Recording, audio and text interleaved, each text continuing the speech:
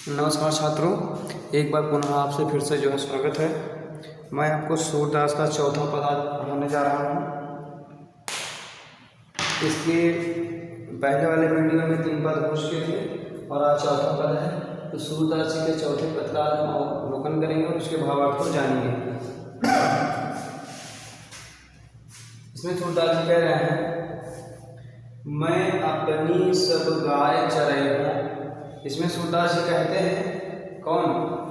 इसमें बाल रूपी कृष्ण बड़े हो गए हैं और कृष्ण जी माता यशोदा जी से हठ करते हुए, जिद करते हुए कहते हैं, मैं माने मैं यानी कि स्वयं श्री कृष्ण क्या कह रहे हैं, मैं अपनी सब गाय चराई हूँ। हे माता जी मैं अपनी सभी गायों को चराऊँगा। क्या कह रहे हैं? प्रातः होत बाल के संग जय हूँ, तेरे कहे ना रहूँ। माता जी यानी कि सूरदास जी कहते हैं कि बाप कृष्ण हट करते हुए अपनी माता से कहते हैं कि मैं तुम्हारे कहने में आने वाला नहीं हूँ और प्रातः हो जैसे ही सुबह होगी मैं सभी ग्वाल बालों के साथ मैं जो है गाय चराने जाऊँगा।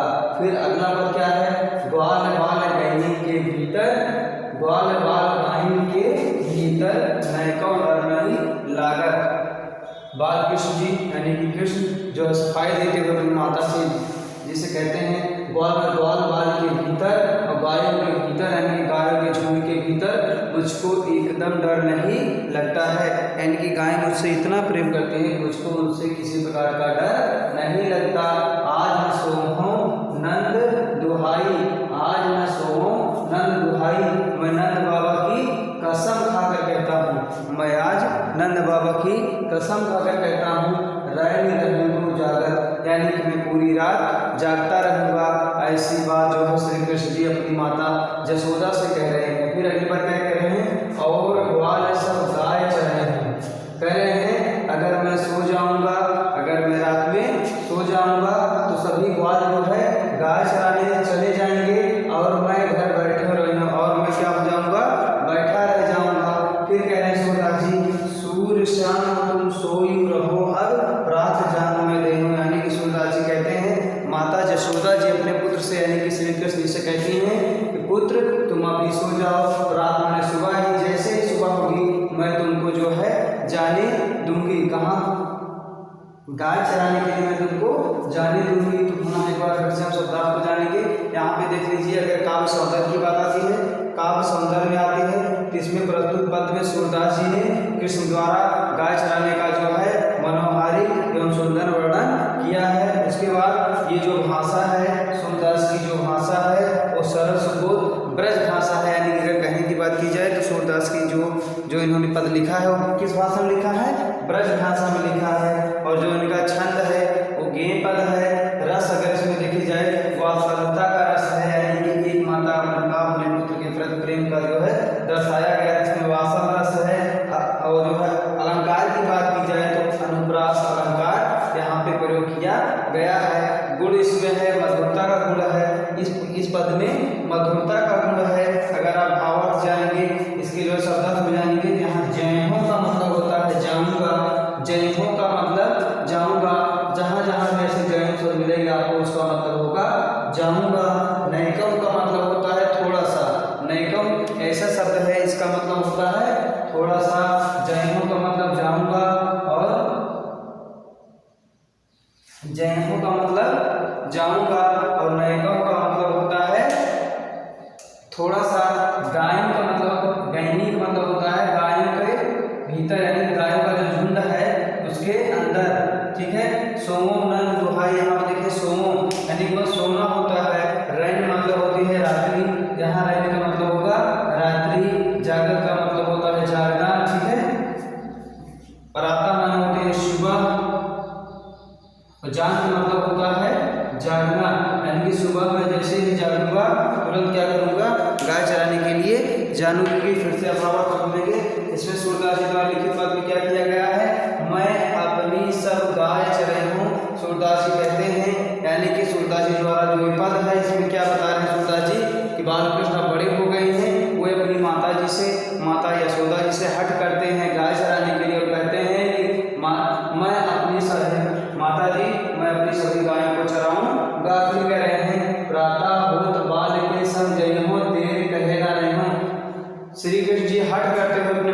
कहते हैं कि मैं तुम्हारे कहने में आने वाला नहीं हूँ, सुबह जैसे ही होगी मैं क्या हूँगा, ग्वाल बाल के संग गाय चराने जाऊँगा। फिर कहते हैं ग्वाल बाल गायन के भीतर नहीं को डर नहीं लागत, हमको किसी ग्वाल बाल और गायों के झुंड के भीतर मुझे किसी प्रकार का डर नहीं लगता है।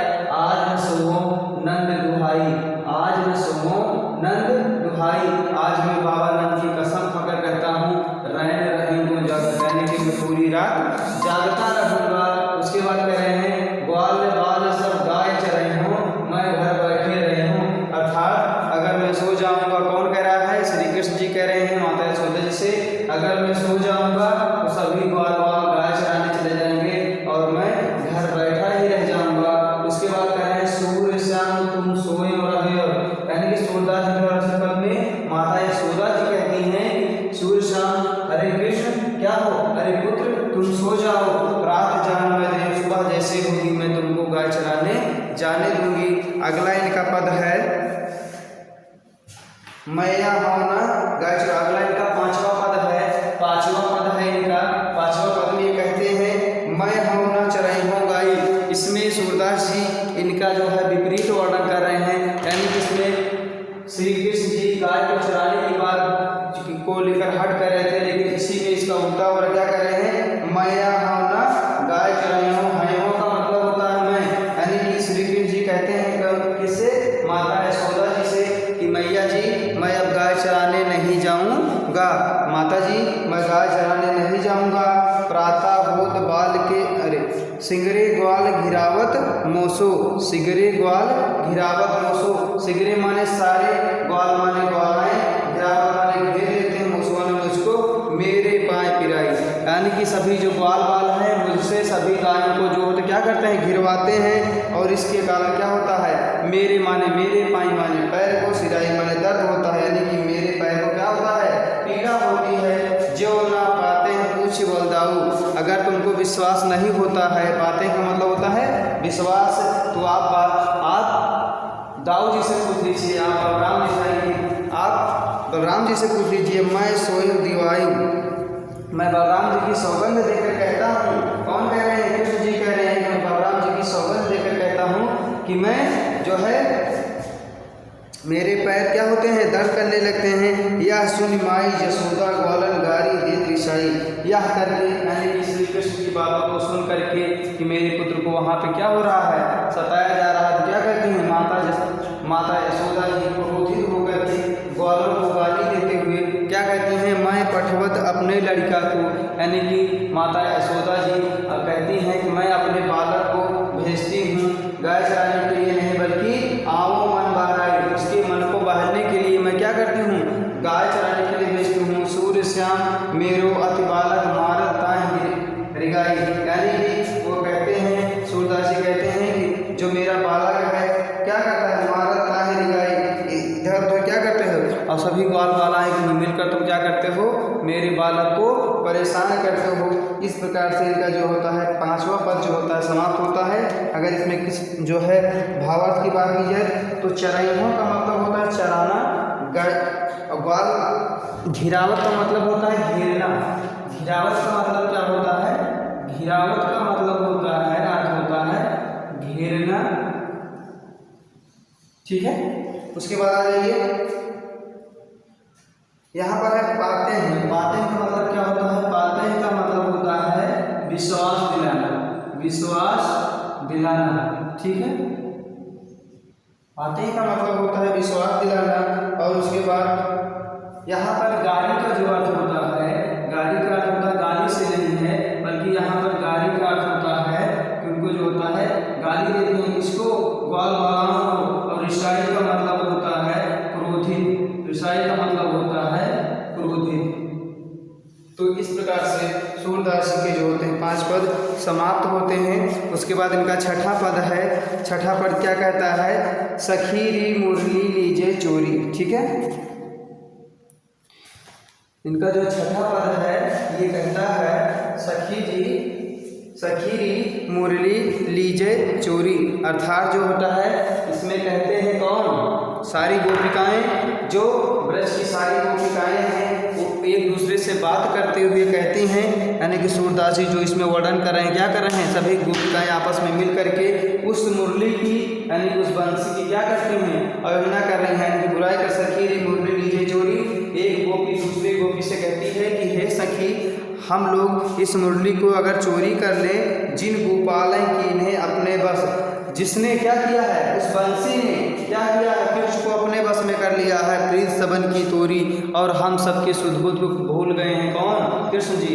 कह रही है गोपी दूसरी गोपी से कि हे सखी, अगर हम इस मुरली को चोरी कर लें तो इसी के कारण क्या हुआ है, इसी मुरली ने श्री कृष्ण जी को अपने बस में किया है, और इसी के कारण जो होता है हम सबकी प्रेम जो है क्या हो गया है, खत्म हो गया है। छिनिक के घर भीतर निश बासा, छिनिक माने होता है एक क्षण भी, घर माने घर में, भीतर माने बाहर, यानी कि बाहर और भीतर भी क्या होता है, हमेशा उन्हीं के पास रहती है, धरत न कबहू छोरी। और कृष्ण जी का एक भी क्षण जो होता है उनसे दूर नहीं होती। कबहू कर कबहू अधरन कटि कबहू खोसत जोरी, यानी कि कबहू कर माने कभी हाथ में, यहाँ कर का मतलब होता है हाथ, कबहू अधरन, कबहू माने कभी, अधरन माने होठों पर, कभी वह उनके हाथ में होती है, कभी उनके अधर पर होती है, यानी कि होठ पे होती है। कबहू कटि कबहू खोसत जोरी, यानी कभी कभी तो वह उनके कमर में भी होती है। यह वर्णन जो सूरदास जी द्वारा किया जा रहा है, और एक गोपी दूसरी गोपी से क्या कर रही है, उस बंसी का जो है वर्णन करेगी। फिर कह रहे हैं ना जानो कुछ मेल मोहिनी, हमें तो लगता है उस बंसी ने क्या किया है, श्री कृष्ण जी पर मोहिनी डाल दी है। राखे अंग अंग भोरी, और उसने अपने क्षण क्षण में, यानी कि अपने राग में क्या कर लिया, श्री कृष्ण जी को रंग लिया है। सूरदास प्रभु को मन सजनी बाधो राग की डोरी, हमें तो लगता है उसने श्री कृष्ण जी को अपने ही मन मोहिनी में बांध लिया है। तो इस प्रकार से इनका जो है छठा पद समाप्त होता है। अगला पद हम कल मिलते हैं। नमस्कार, धन्यवाद।